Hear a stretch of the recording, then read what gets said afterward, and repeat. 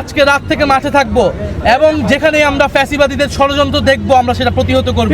এই ষড়যন্ত্রের পিছে, এই হামলার পিছে, এই গুলির পিছে যারা দোষী তাদেরকে অবশ্যই আগামী 24 ঘন্টার মধ্যে তাদেরকে গ্রেফতার করতে হবে। এই স্বরাষ্ট্র উপদেষ্টাকে গ্রেফতার করতে হবে। গুলি বের করা হয়েছে, মস্তিষ্কের কিছু অংশ ক্ষতিগ্রস্ত হয়েছে। বা কেন্দ্র সেখানে জয় বাংলা স্লোগান হয়েছে প্রশাসনের মধ্যে, এবং এরপর পরবর্তীতে আমরা দেখেছি আওয়ামী লীগ মাঠে নেমে আমাদের সহযোদ্ধাদেরকে হত্যার জন্য উদ্যত হয়েছে। আমরা এমন একটা পরিস্থিতিতে আছি যেখানে আমরা একটি নতুন বাংলাদেশ গঠন করতে চাচ্ছি। আজকে আমাদের দোয়া এবং প্রার্থনা আমাদের সহযোদ্ধার জন্য। এখন আপনাদের সামনে কথা বলবেন জাতীয় নাগরিক পার্টির সম্মানিত আহ্বায়ক জনাব নাহিদ ইসলাম।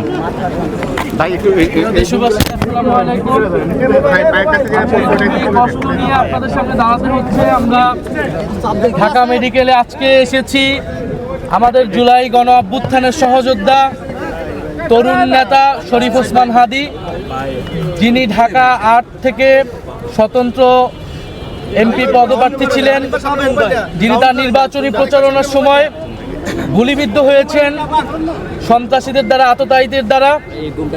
এবং যারা আমরা গণ অভ্যুত্থানে অংশ নিয়েছিলাম, আমাদের গণ অভ্যুত্থানের জুলাই যোদ্ধা, আহত, শহীদ পরিবার, তারা সবাই কিন্তু হুমকির মুখে আছে। এবং সাধারণ মানুষ তাদের নিরাপত্তা নিয়ে সংকট তৈরি হয়েছে বাংলাদেশে আওয়ামী লীগ, ফ্যাসিস্ট পতিত আওয়ামী লীগ একটি সিকিউরিটি থ্রেট বাংলাদেশ রাষ্ট্রের জন্য, বাংলাদেশের জনগণের জন্য। আমরা দেখেছি যে হাদী ভাইয়ের অবস্থা অত্যন্ত সংকটাপন্ন, এবং আমরা আশঙ্কা করছি যে এই ঘটনার পিছে বড় কোনো ষড়যন্ত্র আছে। কারণ গত কয়েকদিন ধরেই এটা কোনো বিচ্ছিন্ন ঘটনা হিসেবে আমাদের কাছে মনে হচ্ছে না। এটা পুরো বাংলাদেশকে অস্থিতিশীল করার যে অপচেষ্টা 5ই আগস্টের পর থেকে শুরু হয়েছিল এবং বারবার ছাত্র জনতা যা প্রতিরোধ করেছে, সেই একটি ঘটনার এটা একটা ধারাবাহিকতা। ইনশাল্লাহ আমরা আবারও প্রতিরোধ করব। আমরা শরীফ ওসমান হাদী ভাইয়ের সাথে আছি। ওনার যে জুলাইয়ের স্পিরিট, আমাদের সেই স্পিরিট আমরা প্রত্যেকে ধারণ করি।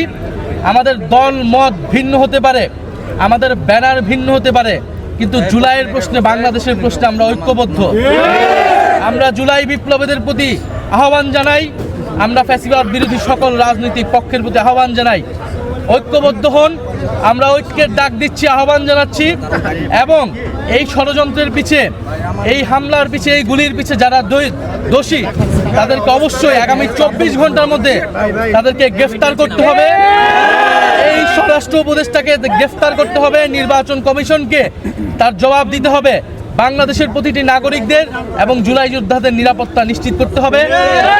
আমরা আজকে রাত থেকে মাঠে থাকবো এবং যেখানে আমরা ফ্যাসিবাদীদের ষড়যন্ত্র দেখবো আমরা সেটা প্রতিহত করব।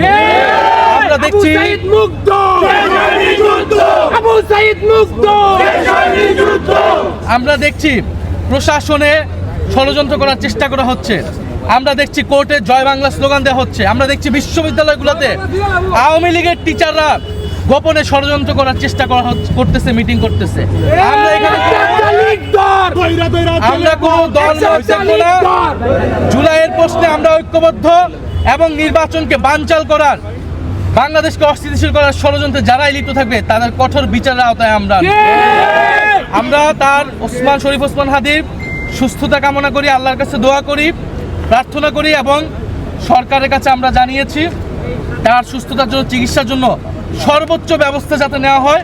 এবং এই ওসমান হাদী জুলাইয়ের প্রতীকে পরিণত হয়েছে। এটা শুধু হাদীর নিরাপত্তার প্রশ্ন নয়, এটা যারা গণ অভ্যুত্থানে অংশ নিয়েছে তাদের প্রত্যেকেই কিন্তু নিরাপত্তা সংকটে আছে। আমরা সরকারকে আহ্বান জানাবো, দ্রুত বাংলাদেশের জনগণের নিরাপত্তা প্রদান করুন এবং আমরা যারা গণ অভ্যুত্থানে ছিলাম আমরা সকলে যাতে ঐক্যবদ্ধ হই। দুপুরবেলা শরীফ ওসমান হাদী গুলিবিদ্ধ হয়েছেন, সরকারের তরফ থেকে আপনি আদৌ কোনো তৎপরতা দেখতে পাচ্ছেন কিনা?